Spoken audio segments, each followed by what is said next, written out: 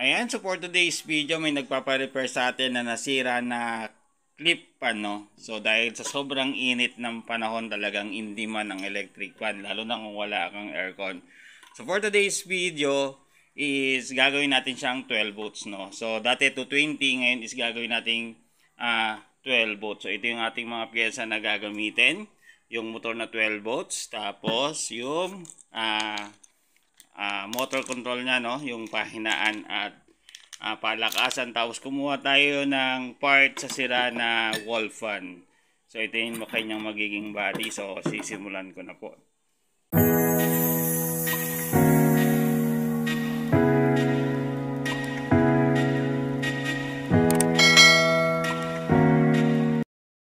Unang pagkakataon, ito na po, magagamit na po natin yung ginawa natin na DIY na power supply. So yung may source po ng ating electricity is nanggagaling po dun sa ating solar setup, no? So ngayon, check po natin kung gaano kalakas yung aking panghinang, no? Ayan. Plug in po natin. Ayan. So nasa 41 watts yung ating panghinang, no? Ayan. Kasi maghihinang po tayo ng ating electric pan, no? Yung motor ng electric pan. Ayan, so kung titignan nyo po, lahat ng organizer ko is pawang nanggaling sa pyesa ng electric pan. Ayan, magsimula na po tayo maghinang, mga kasani Solar TV.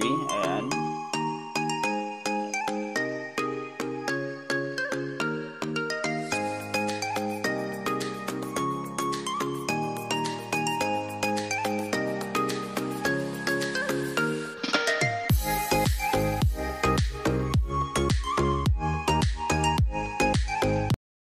Ayan, natapos na po nating hinangan yung ating DC na electric pan. Ayan, 12 volts. Tapos, pasok na natin dito sa ating kaha, no?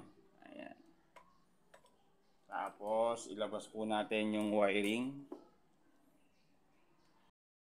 Ayan, na-wiringan na po natin yung ating DC pan, no? Naikabit na po natin yung motor. Tapos, nakabitan na po natin ng motor control. Tapos, kinabitan na rin natin siya ng power supply. So, testing po muna natin mula sa 12 volts po natin, no? Ayan, check po natin sa ating power supply. Ayan, yung pong ginawa natin na power supply na yan, no? Ayan, tapos on po natin, no? Ayan, umilaw na po siya. Umiikot na po yung ating electric fan. Tapos, mamaya testing natin siya sa 220, guys. Kasi yung ginawa nating electric fan is pwede siya sa 220. At the same time, pwede rin po siya sa 12 volts. Guys, natapos na po natin yung ating clip pan na ni-refer at ginawa po nating 12 volts, no? Ayan. So, working na po yung kanyang electric pan. So, ayan na po yung hangin niya. Tapos, yung wattage niya. Ang output po pala natin, guys, is 220. Ayan, 19.6 watts yung consumption ng electric pan. At the same time, pwede rin po itong gawing 12 volts. Kita ko po sa inyo, no? Ayan, tinanggal ko po sa 220. Tapos, itatap naman po natin sa 12 volts. Ayan. So, dalawa po yung kanyang power supply. Pwedeng 220, pwede rin 12 volts, no? Ayan. Ayan, guys, no? Ayan. So, pasiraan na electric pan na pwede pang mapakinabangan, no? So, kasi nang hinayang siya dun sa case niya, no? Ay sa stand niya. Ayan. Kaya pina-repair po sa atin, pinamodify, pinagawang 220 and 12 volts na electric